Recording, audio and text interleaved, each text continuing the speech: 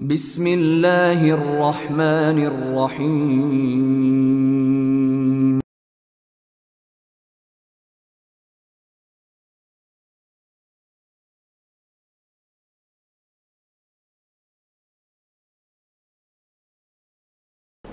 Suriah ini sudah mulai 2010 ya, ikhwan dan akhwat yang muliakan Allah.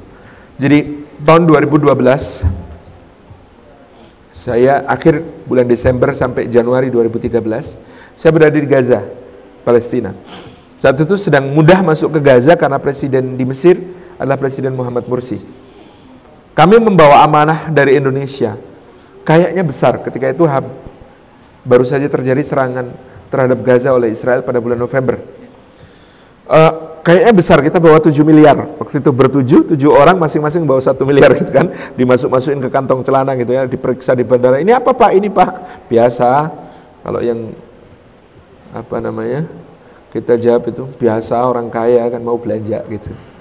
Itu isinya euro sama dolar. Nah, bawa ke sana. Begitu sampai di sana kan 7 miliar itu jadi kecil sekali.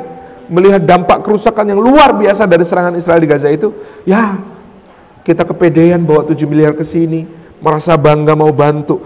Padahal cuma 7 miliar. Nggak ada apa-apanya dibandingkan sumbangannya Emir Qatar saat itu yang membangun 5.000 unit apartemen. Nggak ada apa-apanya dibandingnya kerjanya IHH, Insan Yardım Vakfi, teman-teman Turki yang kemudian membangun juga 5.000 unit apartemen. Ya, kita mah apa? Dah aku mah apa atuh gitu kan. Tapi Masya Allah ya, sambutannya teman-teman Gaza itu ramahnya, cintanya, takzimnya, penghormatannya. Masya Allah kata mereka, sangat kami bahagia sekali.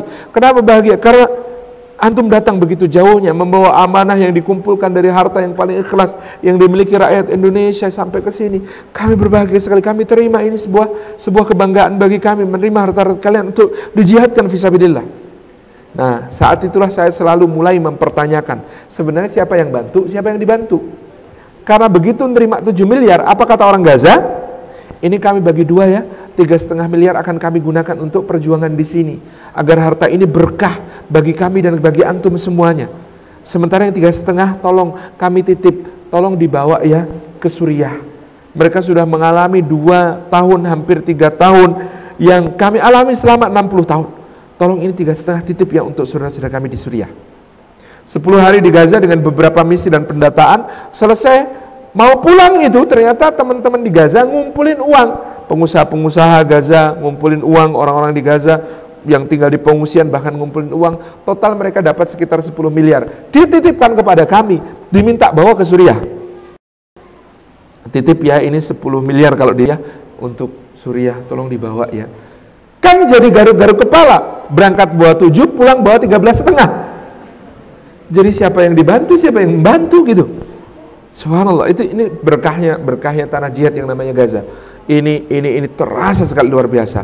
Nah, yang Suriah ini Masya Allah ya, persoalannya begitu pelik, kekuatan dunia yang bermain begitu banyak. Amerika punya kepentingan, Rusia punya kepentingan, Cina punya kepentingan, Iran punya kepentingan, Israel punya kepentingan, Uni Eropa punya kepentingan. Semua negara punya kepentingan di sekitar Suriah itu. Yang repot lagi, presidennya jualan. Kata Bashar Assad kepada Israel, tolong dong jagain saya, kalau saya dibiarkan jatuh nih, pemerintahan saya direbut kalangan Islamis loh. Selama ini nggak pernah saya ngeluncurkan satu rudal pun, satu peluru pun ke arah Israel. Kalau saya digantikan orang-orang Islamis itu, saya nggak jamin lagi nasibnya Israel kayak apa. Jualnya sama Israel begitu. Jual sama Iran apa? Loh, Iran katanya mau bikin bulan sabit Syiah dan bulan sabit Persia membentang dari Lebanon sampai ke Pakistan. Kalau Suriah lepas, Barat lepas loh. Nggak nyambung nanti antara Iran dengan Lebanon, padahal itu adalah titik kunci paling strategisnya. Tolong dong, saya jamin deh kalau saya yang jadi presiden, kamu tetap bisa bangun yang namanya bulan sabit Syiah itu. Tolong dong saya dipertahankan. Sama Amerika juga mengatakan, tolong dong, ini kalian tahu nggak? Dengan jatuhnya saya yang terjadi akan seperti di Irak, akan seperti Afghanistan, kacaunya nggak habis-habis, kalangan Islamisnya rising. Kalau kemudian di situ terjadi, maka teroris-teroris akan selalu tumbuh menjadi tempat pekerjaan teroris terbesar di dunia ini nanti Suriah. Kalau kalian biarkan saya jatuh. Sama Uni Eropa, jualannya beda lagi. Sama Cina, jualan tentang pipanisasi gas. Sama Rusia, jualan tentang bagaimana pangkalan-pangkalan Rusia akan dibangun di Suriah untuk berbagai kepentingan militer maupun taktis dan politis di Timur Tengah. Semuanya dijual oleh presiden yang ingin berkuasa terus ini. Maka saya sering mengatakan kalimatnya Erdogan sekitar tahun 2014 itu menarik sekali. Kata beliau, kalau ada seorang presiden, katakanlah dia innocent, dia itu tidak bersalah sama sekali, baik, soleh banget, tapi 3 juta rakyatnya ngungsi dan 5 juta rakyatnya kehilangan tempat tinggal, sementara sekitar 300.000 tewas. Data zaman itu, masih layak nggak jadi presiden? Katakanlah dia innocent, nggak bersalah, soleh banget gitu ya, tapi 3 juta rakyatnya mengungsi, 5 juta kehilangan tempat tinggal, 300.000 tewas. Itu masih layak jadi presiden nggak? Enggak. Katakanlah itu innocent, katakanlah itu dia nggak bersalah sama sekali. Padahal banyak bukti yang justru menyebutkan dia adalah yang paling besar andilnya di dalam menyebabkan kesengsaraan rakyatnya sendiri. Harusnya sudah tidak layak lagi jadi presiden. Jadi ini persoalan Suriah ini. Bagaimana kita mengelola ghirah kita ini? Antum persiapkan diri antum. Antum didik diri antum, didik binaan-binaan antum, keluarga antum, semuanya untuk menjadi gelombang ketujuh kebangkitan Islam dari Indonesia. Ketujuh ini adalah hadiah Muslim Nusantara untuk dunia. Ikhwatifillah, saya katakan kepada antum, kita ini sekarang tidak boleh berharapnya kepada mantan. Berharap kepada mantan itu menyakitkan. Siapa yang berharap kepada mantan? Misalnya teman-teman yang mengatakan Erdogan, Turki akan menjadi pemimpin kebangkitan Islam, gitu kan? Sorry bro, Turki itu mantan, sudah pernah mengemban amanah. Jadi kata Syekh Abu Bakar Al-Awidah, Ketua Rabita Ulama Palestina, ini kalau yang ngomong bukan beliau, saya nggak mau nyampaikan. Kata Syekh Abu Bakar Al-Awidah, semua bangsa besar yang menerima dinul Islam ini oleh Allah sudah pernah ditunjuk untuk memimpin kebangkitan Islam. Arab pernah, Rasulullah, Khulafaur Rasyidin, Bani Umayyah, itu Arab. Persia pernah, Abbasiyah itu ibu-ibu para khalifahnya, perdana menterinya, keluarga Al-Baramikah, Al-Barmaki, kemudian panglima-panglimanya, sampai ulama-ulamanya itu Persia. Ulama zaman Abbasiyah itu mayoritas Persia. Tirmidzi, Persia. Abu Dawud Sijistani, Persia. Muslim An-Naisaburi, Persia. Ulama hadis itu mayoritas Persia.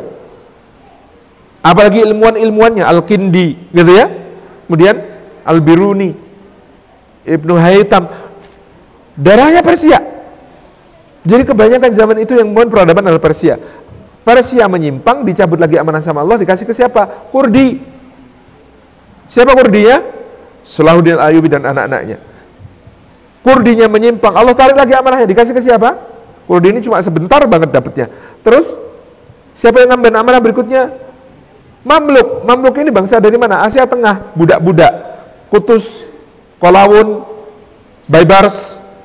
Di India juga mereka dari Mughal, dan mereka bercampur darahnya dengan orang Afgan, orang India, orang Pakistan.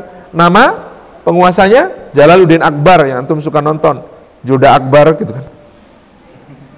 Anaknya Joda Akbar dan Jalaluddin Akbar namanya, anaknya Joda dengan Akbar namanya Jihangir Salim gitu ya. Kemudian Shah Jahan, Aurangzeb Alamgir, dan ini adalah darah-darah Asia Tengah, orang-orang stepa yang bercampur dengan darah-darah India, Pakistan, Bangladesh itu sudah pernah. Kemudian dicabut amanah itu, diberikan kepada orang Turki. Muhammad Al-Fatih punya cucu yang jadi khalifah pertama Daulah Utsmaniyah. Nama cucunya Salim I. Salim terus yang disebutnya. Ini sudah pernah semuanya. Turki mengemban amanahnya sangat lama karena memang mereka bangsa yang kukuh mengemban amanah. Ketika amanah dicabut dari Turki sampai sekarang belum dikasih. Nah, siapa yang dirian? Yang hidungnya pesek, yang kulitnya sawo matang, yang badannya pendek-pendek, itu yang belum dapat giliran. Bangsa besar kita ini belum dapat giliran memimpin kebangkitan Islam. Dan Anda tahu sekarang ini di seluruh dunia yang ditunggu-tunggu adalah Muslim. Antum semua suka banget sama Fatih Severajic. Pada orang Korea, antum favoritnya Song Joong Ki. Padahal orang Korea favoritnya siapa yang Muslim? Muhammad Baihaqi. Siapa dia? Imam Masjid Itaewon, Masjid Raya Seoul. Di Busan juga imamnya dari Indonesia, alumni Tebu Ireng. Di Qatar ada 48 imam asli Indonesia yang jadi imam dan khatib resmi di negara Qatar, yang sangat difavoritkan orang Qatar. Pemimpinnya namanya Ustadz Sudirman, asli pakai shot dari Bima. Di mana lagi ya? Di Amerika, pantai barat, ada kota namanya Seattle, negara bagian Washington. Di situ ada kelas pengenalan Islam setiap akhir pekan yang jamaahnya membludak dari semua bangsa. Siapa nama pengasuhnya? Muhammad Awud Joban. Aslinya, abditah aslina dari Purwakarta.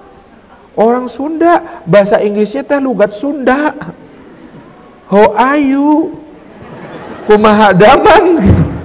Masya Allah itu. Saya tanya, ada orang India itu hadir di kelasnya Imam Awud Joban. Saya tanya, kenapa Anda pilih Imam Awud Joban? Imam-imam dari India, Pakistan, Bangladesh banyak di sini. Gak ada yang bisa jelasin Islam dengan cara yang lebih menarik dan lebih simpatik dari Imam Awud Joban, kata mereka.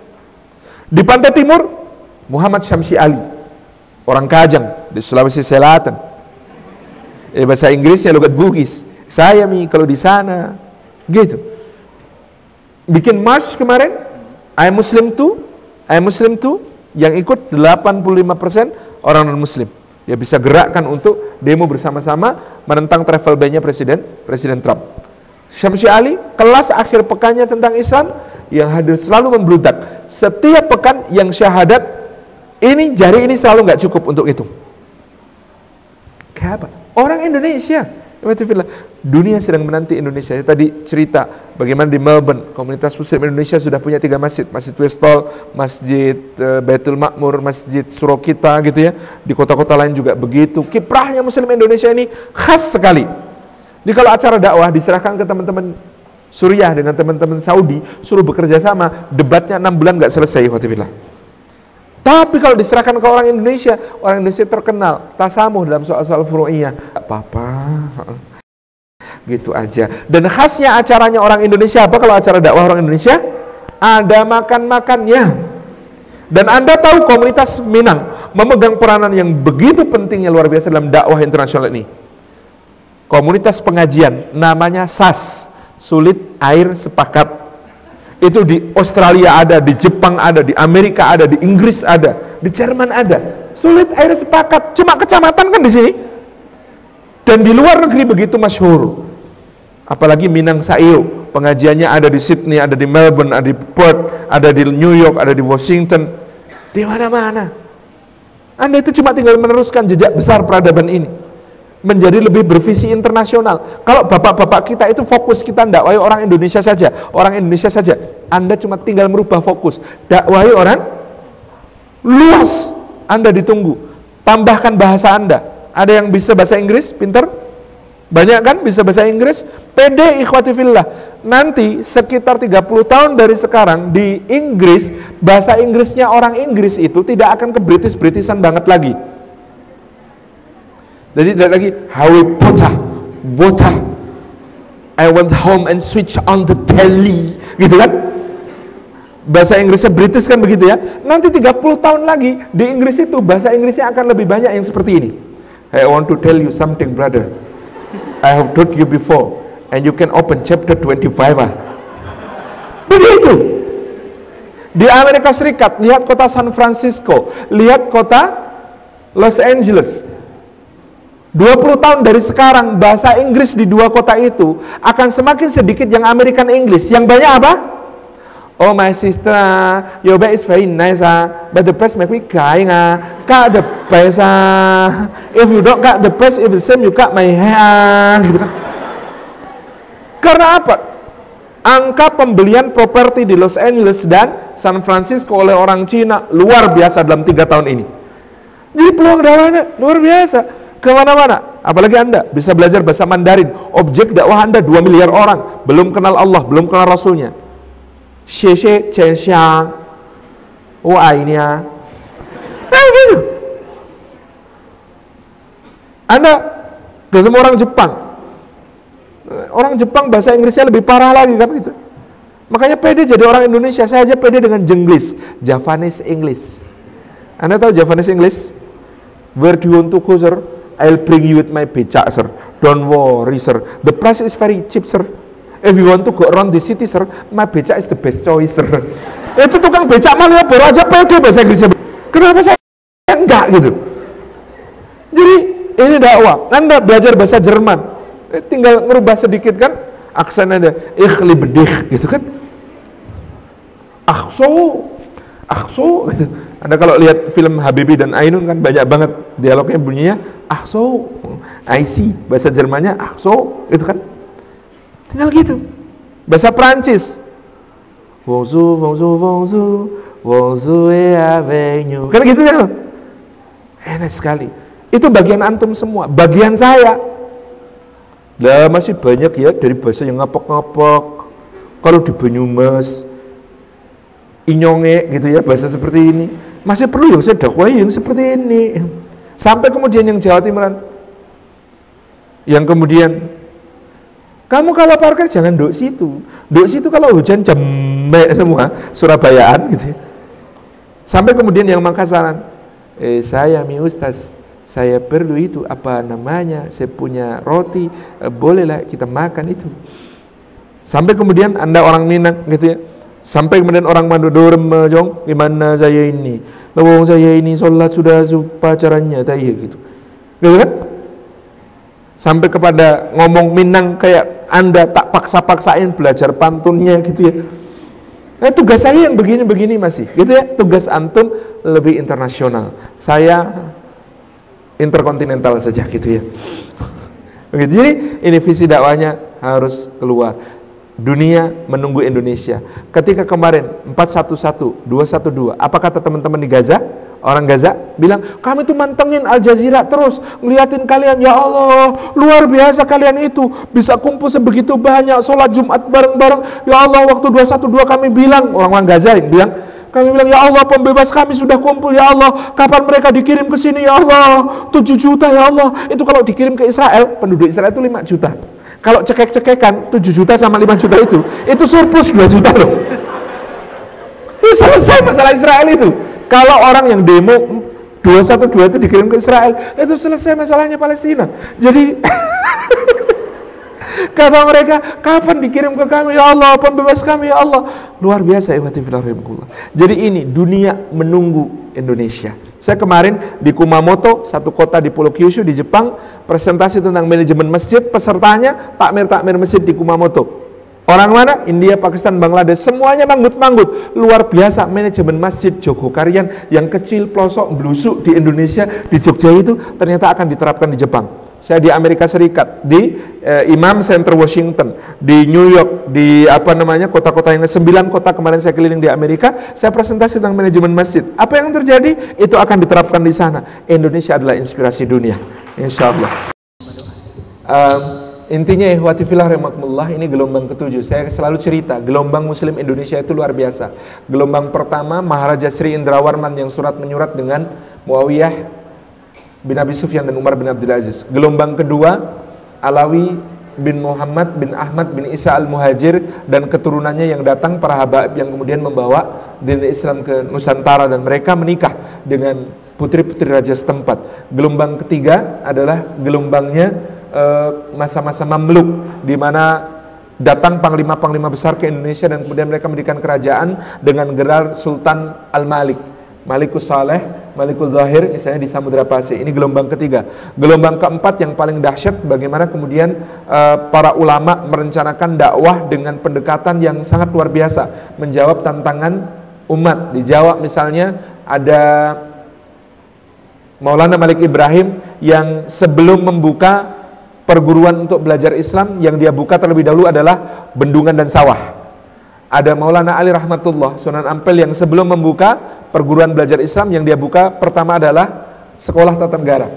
Ada Maulana Usman Haji dan Maulana Ja'far As-Sadiq yang kemudian ketika datang ke Nusantara, yang dilakukan pertama adalah menjadi pelatih tentara Majapahit. Karena krisis di Majapahit adalah krisis pangan, krisis tata negara, krisis tentara, gitu ya. Itu yang mereka jawab. Ini gelombang keempat. Di gelombang keempat ini juga dari Minang ada Datuk Ri Tito, Datuk Ri Bandang, Datuk Ri Patimang bergerak ke Sulawesi, bagaimana menyebarkan Islam di sana. dengan cara yang juga luar biasa, gitu ya. Ini gelombang keempat. Gelombang kelima adalah gelombang jihad raja-raja Nusantara melawan imperialisme asing, gitu ya. Sultan Agung di Mataram, Sultan Iskandar Muda di Aceh, gitu ya. Sultan Nuku di Tidore, Sultan Hairun dan Babulah di Ternate, Sultan Hasanuddin di Makassar, para sultan, sampai kemudian para pangeran. Zaman Diponegoro di Jawa bersamaan dengan zaman Imam Bonjol di sini, pergerakan yang luar biasa menggegerkan dan membangkrutkan Belanda pada tahun-tahun itu, sampai nanti gelombang ke-6. Gelombang ke-6 adalah gelombang para ulama, dan saya sangat berterima kasih kepada Minangkabau, gurunya segala guru, Syekh Ahmad Khatib Al-Minangkabawi, murid-muridnya kembali ke Nusantara membangun pergerakan dengan cara yang luar biasa. Ahmad Dahlan membawa Muhammadiyah, Hasyim Asy'ari membangun Nahdlatul Ulama, Hasan dengan persisnya, dengan Jami'atul Wasliyah, dengan kalau di sini ada Perti, dan ada Sumatera Tawalib kalau di Jawa, kemudian ada Jami'atul Khair, ada Al-Irsyad Al-Islamiyah, pergerakan Islami yang sangat luar biasa berkembang. Dan satu tokoh yang kemudian sangat luar biasa namanya Umar Said Cokro Aminoto, yang pulang dan membesarkan syarikat Islam menjadi guru bagi segala guru bangsa. Ini adalah gelombang ke-6. Gelombang ke-7 insyaallah adalah kita. Insyaallah adalah kita. Alhamdulillahi Rabbil Alamin.